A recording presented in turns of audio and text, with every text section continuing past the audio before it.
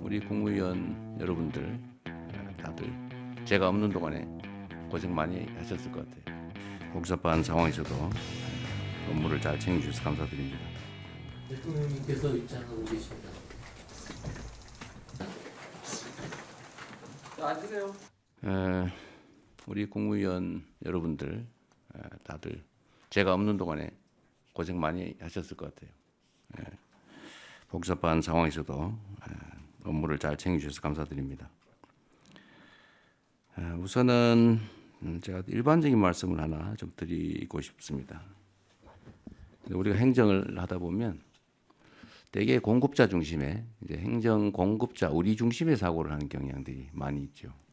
근데 그 뭐 악의가 있는 건 아니고 오랫동안 일을 하다 보면 아주 자연스럽게 그렇게 되는 것 같아요. 똑같은 정책을 결정하더라도 이제 정책 수요자들의 입장을 한번 물어보고 또 그들이 원하는 내용을 들어보고 그렇게 해서 결정한 거하고 그냥 우리가 일방적으로 정해서 통보하는 거하고 내용은 똑같은데 수용성에 있어서 완전히 다른 것 같습니다.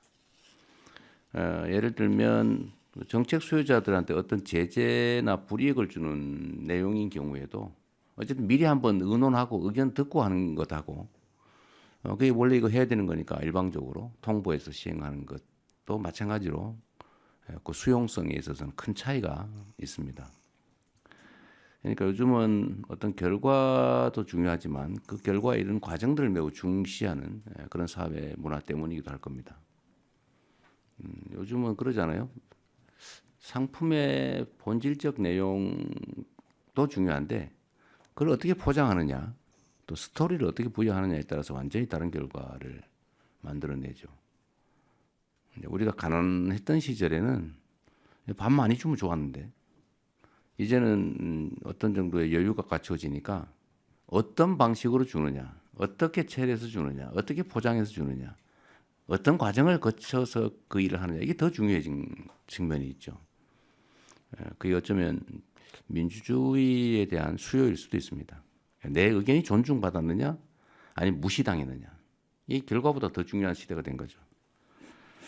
그래서 오늘도 정책안들 내용을 좀 보면 이제 뭐 대체적으로 다들 준비해 주고 계신데 가끔씩 그런 흔적들이 보입니다. 그러니까 누구를 위한 정책인가, 어떤 정책 결정을 할 때 그 정책의 영향이 어디에 어떻게 미치느냐에 대해서 방향이 약간 다르게 느껴지는 경우가 있어요. 제가 좀 공개적으로 말씀드리진 않을 건데 그런 점들을 한번 더 깊이 생각해 주면 좋겠습니다.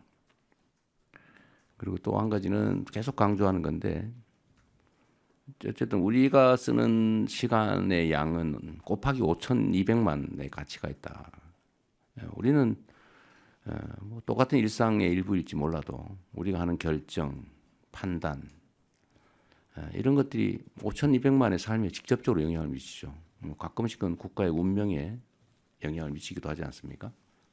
그런 생각들을 좀 더 깊이 해주시면 좋겠어요. 언제나 뭐 그렇게 그런 생각으로 공직을 잘 다들 해 오신 것으로 생각됩니다.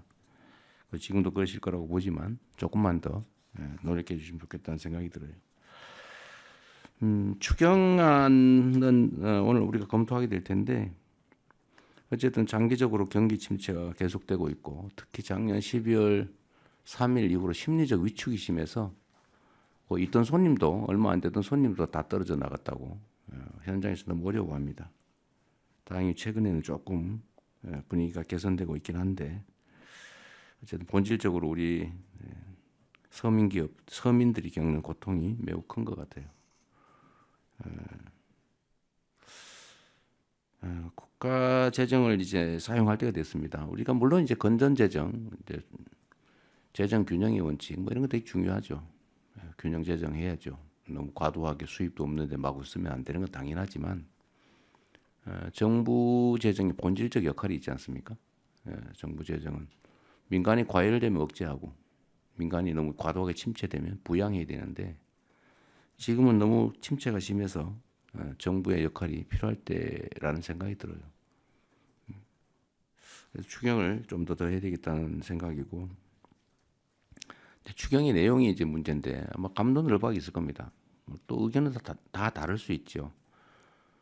이걸 어디다 집행할 거냐. 뭐 예를 들면 어떤 게 더 경기 진작에 도움이 되냐. 현금 지원은 별로다. 뭐 차라리 건설 경기 부양이 낫다. 뭐 의견들은 다양할 수 있습니다. 또 누구에게 지원하는 게 맞느냐. 뭐 근데 이것도 역시 생각은 다를 수 있지만 이제 제도의 취지에 따라 좀 차이가 있을 거예요. 그래서 저는 이번 추경안에 이제 두 가지 핵심 요소가 있다. 하나는 일단은 경기 진작 요소가 좀 중요하죠. 두 번째는 이 경기 진작 과정에서 국민들이 혜택을 보게 되는데 일부 국민들이 또는 정부가 누가 더 많이 혜택을 보게 하는 게 맞느냐, 또 누구는 아예 제외하는 게 맞느냐, 이건 약간 가치와 뭐 이념의 문제이기도 하죠. 근데 저는 그런 생각을 합니다. 만약 이제 일반 원칙으로요. 만약에 우리가 어떤 제도를 시행하는데 필요한 경비다 이게라고 하면 그 경비 지출에 따라서 혜택을 보는 반사적 이익을 보는 사람은 누구여야 하느냐? 그건 가난한 사람이어야 하느냐? 아니면 세금을 많이 내는 부자여야 하느냐?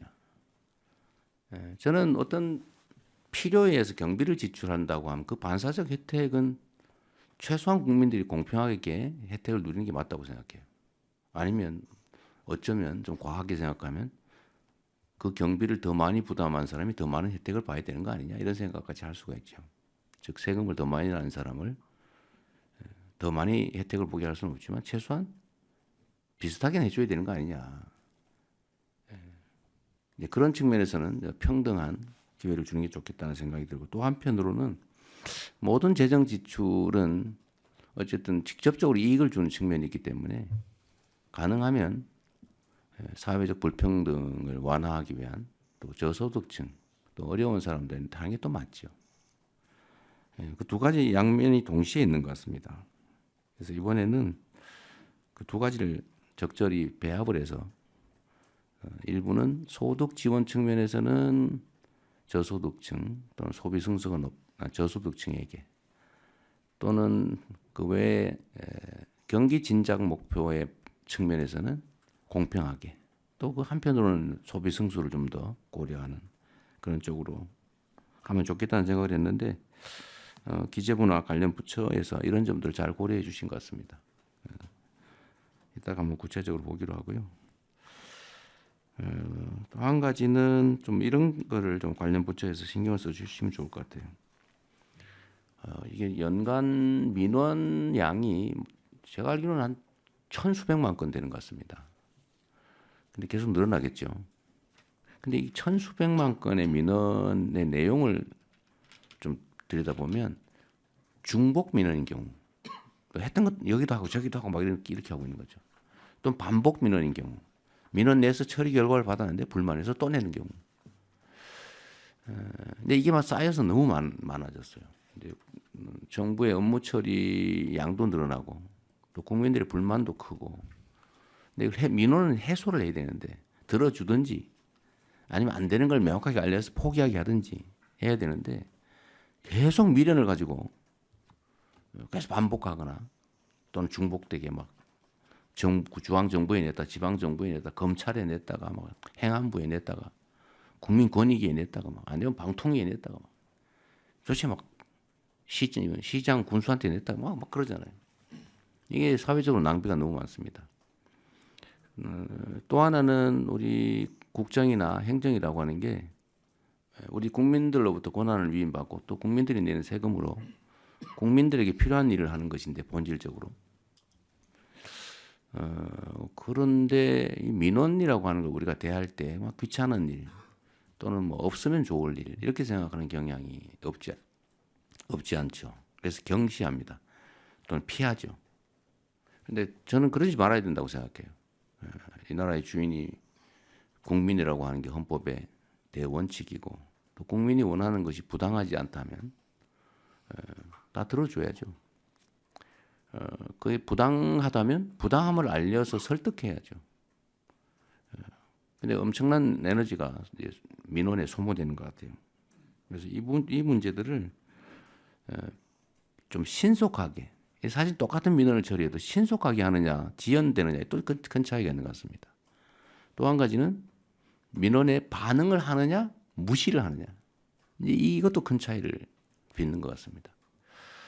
그러면은 우리가 좀 어떤 민원에 대해서 신속하게 반응하고 또 반응을 해주고 또 가능하다면 신속하게 반응해주고 또 설득도 충분히 하고 이랬으면 좋겠어요.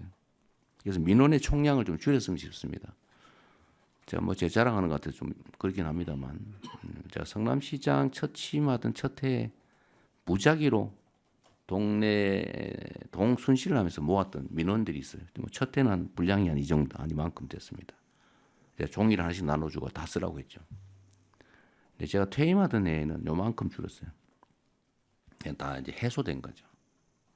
미리 들어주기도 하고 뭐 방법은 아주 다양하게 저희가 구사를 해봤는데 어쨌든 국민들이 정부 행정으로부터 무시당했다, 소외받고 있다, 억울하게 처분받았다, 해줘야 될 걸 안 하고 있어서 배제됐다 이런 생각을 하지 않도록 좀 이 방법은 좀 최대한 찾으면 좋겠어요. 처리할 수 있는 건 최대한 신속하게 처리 시간도 좀 줄여주시고 또 안 되는 건 안 된다고 좀 솔직하게 설명을 좀 해주시고 제가 경험해 본 바에 의하면 우리 국민들께서 민도가 매우 높아가지고 안 되는 거를 생떼를 쓰는 경우는 그리 많지 않아요. 설명이 부족해서 그래요. 한두 시간 뭐 두세 시간 시간 내서 신뢰할 수 있는 사람, 권위 있는 사람이 정말 진지하게 설명해 주면 거의 다 수용합니다. 그래서 대개는 울어요 마지막에 고맙다고.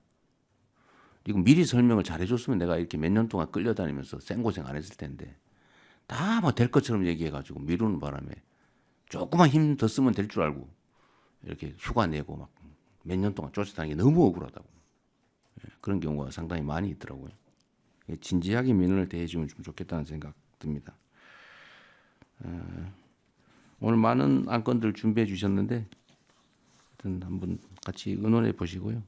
이제 다시 한번 제가 없는 시간 동안에 큰 무리 없이 공무에 잘 임해 주셔서 감사드립니다.